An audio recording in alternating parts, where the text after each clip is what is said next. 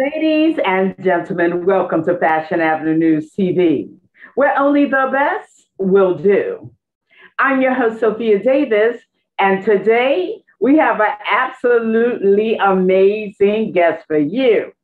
But before we speak to our guests, we have to say hello to our sponsors. We'll be right back in just a moment.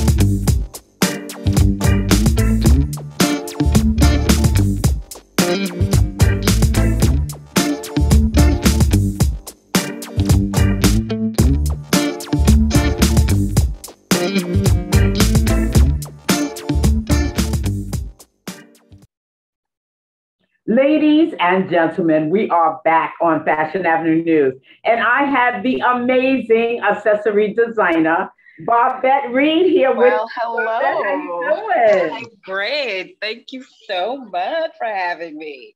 Thank you for making time, to chat with me. And we're going to jump right into our questions because we know you're a busy lady. I know. Now, how did you choose a career in accessory design? It was pretty easy, actually. My dad was such a fashion person, and that made it so easy for me to do. I was always in fashion as a little girl, and my mom was never someone who was in fashion. My father was the one who was a fashion person, and that made it quite pretty easy for me to get into that. So easy. Excellent, excellent. Now, were you self-taught or did you go to school for it? How did that come about? Actually, I thought of going to school for that, but as an artist, it was pretty easy. It really was easy for me to do because I was always into the arts, music, all that stuff, and I was always with a drawing pad. It was pretty easy for me, really. And Excellent. self-taught, no. Yeah, just you're just creative, so it just was very easy for you. I Now, always what's like the inspiration when you do a collection? What do you get inspiration from? Do you see a color? Is it a flower? What do you get inspiration from? the inspiration for me comes from many things, actually. One mainly from nature. I'm really a nature person, and this time of year, September, October, that time of year is really my fun time. The colors, the trees, the birds. That's really how inspiration comes for me. And once I'm into the garment district, the buildings in New York City, all that stuff really inspire me. So it's I mean, pretty easy for me to get into that because I spend hours in the department stores looking at these high-end fashion and all the fabric, texture of fabrics, all that stuff makes it pretty easy. Excellent. Now, what is the thing that you like most about being a designer? What is your favorite thing? Is it like you said, going into the garment district, looking at stuff, or actually seeing that finished product? Honestly, it's seeing the finished product. There was a time when I never thought of sales in terms of the money and the financial aspect of the business, because I just really loved looking at the finished design when once it's done and that piece is there and I'm looking at it. I I get like this rush, this pleasure of looking at what I've created. So that really is what it is for me. Excellent. Well, ladies and gentlemen, we're talking with the fabulous Bobette, and we're going to talk to our sponsors. We'll be right back in just a moment.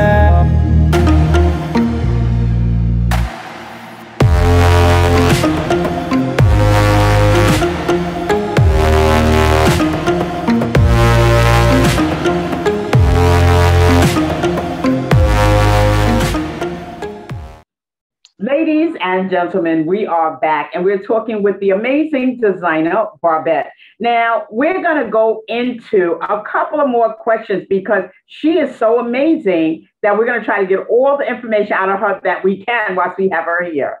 Now, Bobette, you do handbags, correct?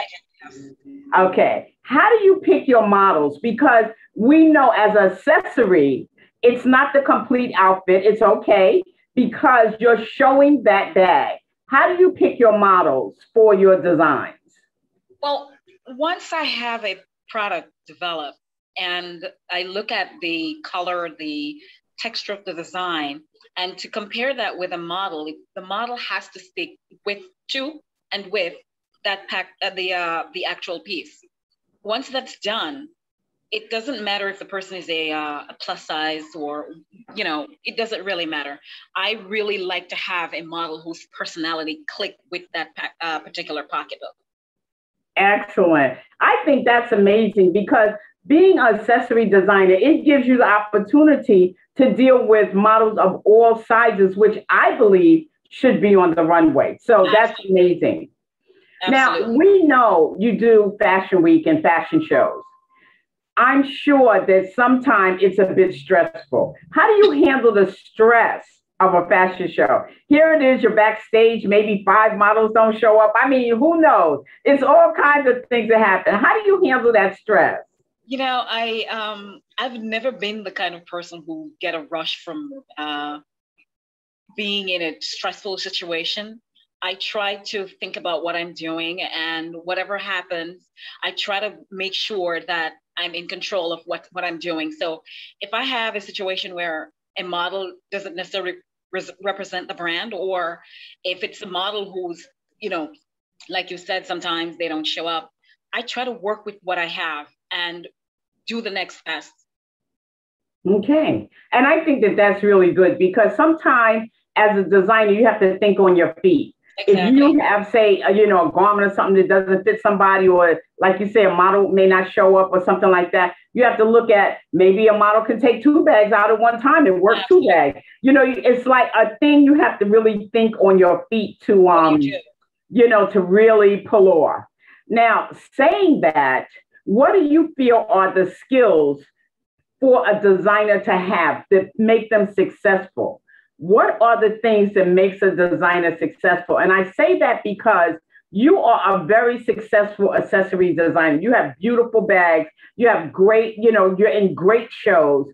What do you think it takes? Well, discipline, basically, number one, primarily, because it's a high stressful industry. It's competitive, and you really have to be a disciplined person. Also, if it's not something that you really truly desire, it's never going to work. You have to totally be 100% in it. And if you're not, it is not for you. So I would totally say that for a person who wants to be in something like this, to be a designer, whether it's a accessory designer or a clothing designer, you truly have to be passionate about what you want. And you cannot look at it from the financial aspect in terms of the money you're going to gain, or the notoriety, or the publicity, or whatever it is. It has to truly be from the heart. Excellent. I love it. I absolutely love it. And I'm sure that's going to be some inspiration for people watching. Ladies and gentlemen, we're going to run over and say hello to our sponsors, and we'll be right back in just a moment. Back in a moment.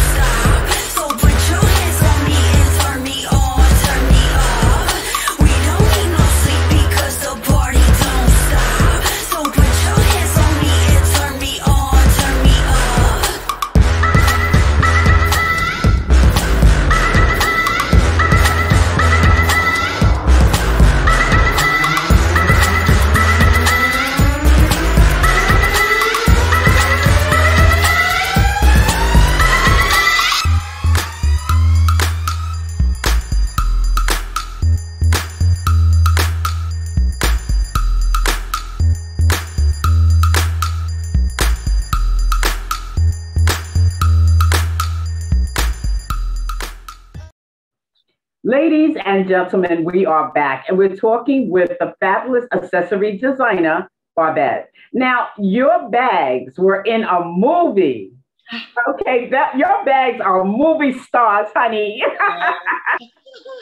Talk about the movie your bags were in, and they got real airplay too. Oh, yes, they did. And Maneuver, with film developed by production designer Demetrius. Oh my God, I'm forgetting Demetrius's last name. I know he'll kill me, but I love him anyway. So the film was done in 2019. It was an amazing experience working on the set with that director. The cast was great. It really was a beautiful opportunity, and I'll totally do that again. That was amazing, because we saw the premiere and there was your bag, and I screamed out in the audience, "Oh my God, there's your bag!" I was trying to hold it in, but it just burst out because I was so excited to see, your bag in a movie. And I think that that's such a great opportunity for a designer to have their garments, either in a movie or in a commercial, someone wearing it. So that was fabulous. Now, how do you keep up with trends? Are your bags, designed after what is hot? Like if everybody's doing big bags, will you create a big bag? Or do you just go with what you feel? I've never been the kind of person to, I hate to say this, and I know people are probably going to be thinking, is she crazy? But I've never been the kind of individual to follow any trend. I've usually been the person to just go with how I feel, what I feel. And I like to push the envelope a little bit. And when you follow rules, sometimes you're not able to do that. So I've never been that person. Excellent. I love it. I absolutely love it because you are your own person and this is what you do. Exactly. So I think that is amazing. Thank now, describe your ideal client. Who is the person for your handbags? Because we know that you have a luxury line. Your handbags are luxury. This is not, anything cheap or inexpensive. And it's not so much that it is expensive, but what it is, it's quality. Right. People are paying for quality. So talk about your ideal customer. So I would say the individual woman who is someone that's someone who really truly knows herself, someone who's chic, someone who's all about getting to that place of I would say a place of accomplishment, someone who knows who she is inside and out, and the woman who likes to spend their money, basically. Spend their money on good quality bags, because exactly. You have to understand, you could go out and get a cheap bag, but by the time you replace it so many times because the strap broke or this happened or that happened, you might as well invest in one of your bags because that way you get quality. And I love that.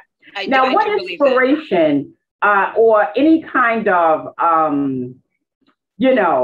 advice could you give upcoming designers that want to be, say, accessory designers, whether it's handbags, scarves, bracelets, jewelry, sunglasses? What is the advice? Well, first of all, I would like to say to anyone who's watching that it takes guts. It really does. Because like I said before, the fashion industry it's really cutthroat. It's not simple. And you really have to be a very stubborn force, really, in order to be able to accomplish anything where this is concerned. And whether or not you're a, trained professional or someone who really has the determination to do that on your own, whether you're, having the money up front, like I did, I never really had help. I basically knew what I wanted and I pushed forward with that, and I never gave up because I knew that that's exactly what I want. So you have to be determined. If you're not determined, then it's really not the place for you. All right. It's true. No, but you know what? I think that's important that you be blunt because, anything in this world you want, you're going to have to fight for it. You have to be willing to fight for it. Even if you don't have to fight, you have to be willing to fight for what you want. Absolutely. So, if you don't have the guts to get out there, you'll never know your greatness. You see what I'm saying? So I tell people all the time, you don't fail. You just find another way to do something. A lot of people like, oh, I don't know if I can make it. You'll never know unless you try. So I think that's really good advice that you give someone. Have the guts to go after your dream. Just go for it. Even if you go on a little scale. That's true. Whether or not you succeed. And in business, as we all know, you fail half the time you do. But you truly have to really, if it's what you want, you really truly have to push yourself and go for it. And I tell you one thing I will let people know that are watching. Look at a lot of rich people or famous people. They have filed bankruptcy numerous times. They have had things that didn't work out. It's a lot of stuff. But the beauty of it is they got back up and they tried again. And see, that is the difference between success and failure. If something doesn't work the first time around the way you do it, go back and look at it again. Maybe change something, but don't abandon the goal of what you want to do. So this is one of the things I always tell people. It's very, very, very important to stay the course because you don't want to come to the end of your life and you're talking about what you could have done, should have done. oh, I could have been this or done that. And now you don't have the finances or whatever it is to maybe go after it. I tell people it's never too late to start, because Colonel Sanders was like 65 years old or 66 when he actually really started Kentucky Fried Chicken. So, you need to look up some of this stuff on Google and things like that if you need inspiration for wherever you are to get started. That's now, true. Let's get the name of your company, the website, and the social media, because we want people to follow and purchase. Thank you. So Bobette Eiza is the name of the brand. It's BOBETTEEIZA, one word, Bobette Eiza. And social media, my website is under the same name. All social media handles under the same name, Bobette Eiza. All right. And what we will do is we will have that information come up on the screen so that this way you guys can follow Bobette. She's an independent brand. You can, purchase. We ask that you look at the independent brands, because these are people that are doing good things, and we want to keep them in business. So yeah, that's important. Thank you so much for that. I want to thank you so much for taking time to talk with me today. I know you could have been doing other things. And, of course, we have to get together and do a little lunch or something. Oh, yes. Because it's been a while. But I'm happy to see you on Zoom. I'm happy just for this moment. So thank you so much, Bobette. And I'm going to close us out. Ladies and gentlemen, you're watching Fashion Avenue News, where only the best will do. Tonight, our guests have been Bobette. She does accessory designs. All the information will be coming up. Please support this fabulous brand. I'm Sophia Davis, and we'll see you next week.